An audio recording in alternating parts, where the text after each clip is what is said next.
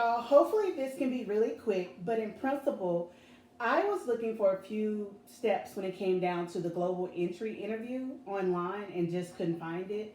Reached out to a friend, and it was like, okay, I got info, but it wasn't really detail specific. So, let me let you know how I perceive this. And I wish I could insert pictures as I'm talking, but I'll put them all at the end. The global entry application process, I applied February the 27th. I got my approval almost exactly 2 months later. So it was like one day off. By April, last Thursday, so April 25th or so, they wrote, say you have a conditional approval, please schedule your interview. Now I think this is a good thing. They give you up to a year and like 1 week to schedule your interview and get it done. I really wanted to do it in Los Angeles since that's where I was flying to real fast and thought I could get in and out. But there were no available appointments until June 1st, and I was gonna not. I was gonna be there before June 1st. So I chose the most international place, Chicago O'Hare. So I know someone's probably thinking, well, that's your experience with Chicago O'Hare. Great. Take it as a grain of salt or take it as a great template for what to expect when applying for global entry interview.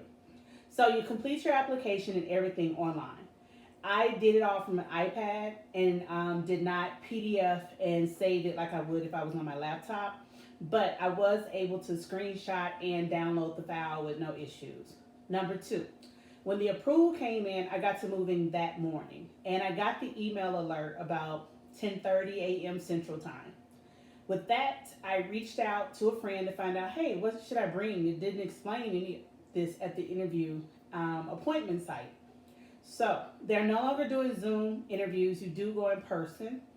I chose, you can enter a date specifically that you're looking for, and it'll tell you places that have that available date, or you can choose the nearest available date happening ASAP. I did notice if you choose one perimeter over the other, you get a different response for centers that are open or available. Number one, it's still a pandemic, so certain centers are closed. Illinois had several that were closed, like Rockford International Airport, not available. I didn't want to run over to Milwaukee or any place else, so I was like, okay. So if you have an international airport in your state, anticipate they have a global entry clearance center, and that's where you'll go. So Louisiana had New Orleans, Houston was listed, of course. The EFW had a listing, but I was just like, yeah, I only want Chicago or LA right now. It's easier for me to manage, and I know what get in and out. I know the footprint for the airport for O'Hare.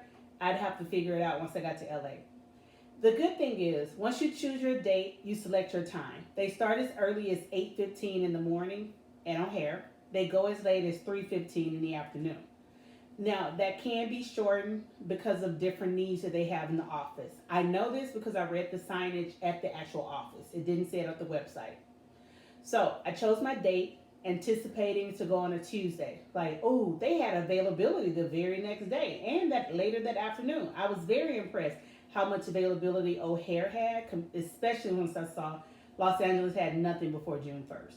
So I said, okay, are they going to take my passport? This was a question I sincerely had because going through visa applications, people take your passport, they give it back to you, but I was just like, I can't risk someone having it when I have another visa application interview coming up or another visa application outstanding, and they'll demand, where's your passport, so we can give you the visa and send it back.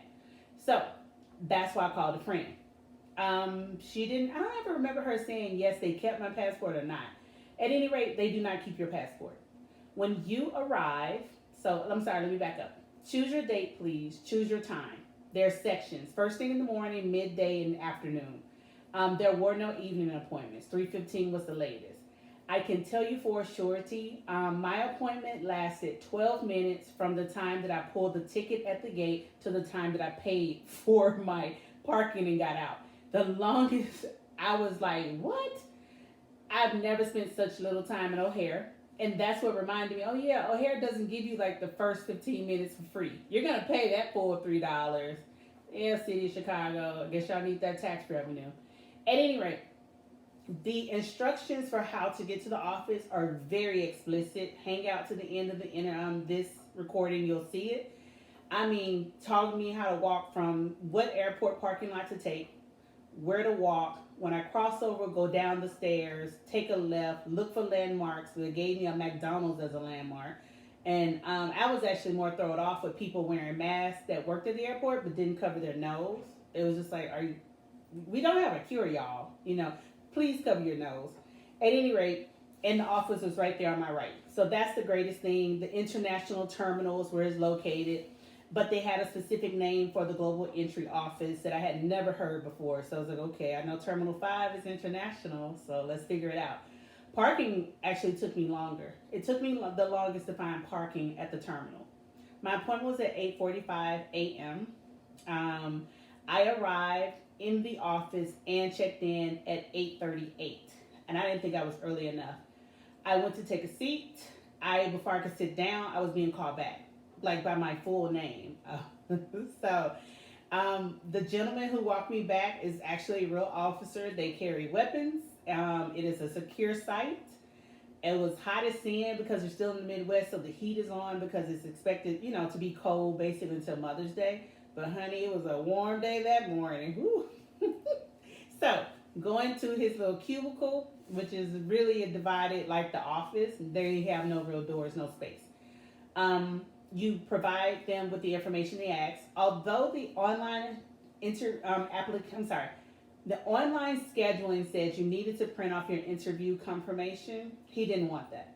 He wanted the passport, your local driver's license or ID, something that says your name and address. And if you have any previous criminal charges, convictions, arrests, or spent any time in lockup, then you need to bring in documentation to show that it's been dispositioned and it's been finalized.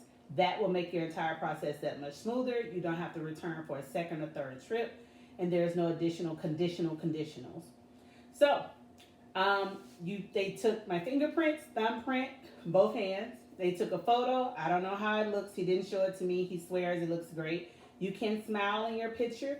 You can wear your glasses. It is not like this new passport style photo, which I despise, and I have to do this new process because I need an additional passport. But the big one this time. I'm not getting that regular 26 page. At any rate, once the picture is done, the documents are there. They don't keep your documents. He scans everything. They give it back to you.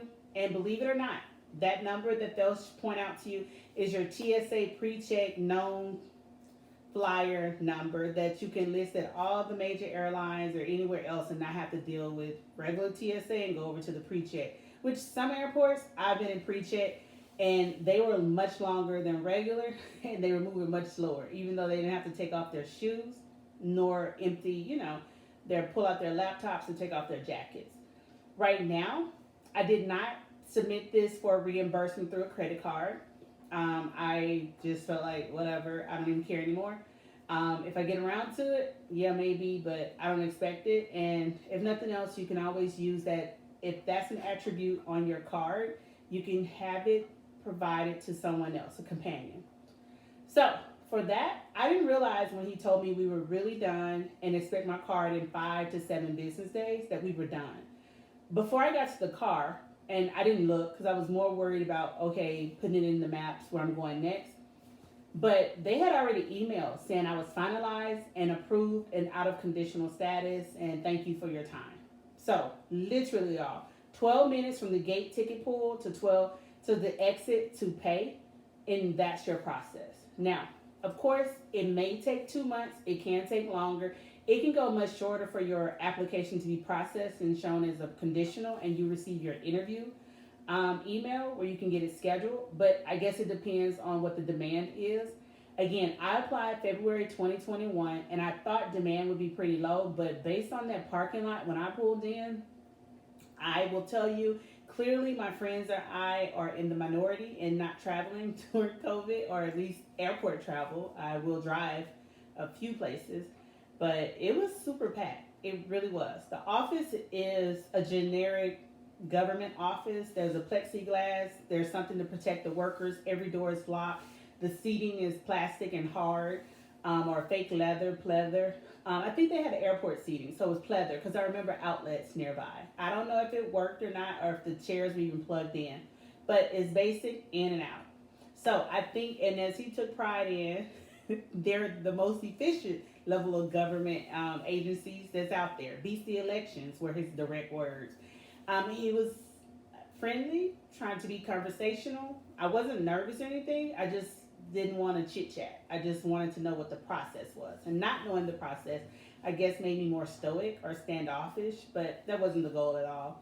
He was a nice guy. We got out the door. I was kind of shocked how heavy they were. Because usually when I see weapons on an officer, I would think, oh, you have to be in shape. Like firemen. You don't see them. Or EMTs. I've never seen an overweight EMT. Look, I'm not downing anyone. I have a neck roll, I have a belly roll, I have flabby arms, but I'm not out here trying to protect and serve y'all. So, different expectation. With that being said, overall, everyone was professional. The process was seamless enough. I can't say it was, painstaking by no means. I just feel like it should be free, with all honesty.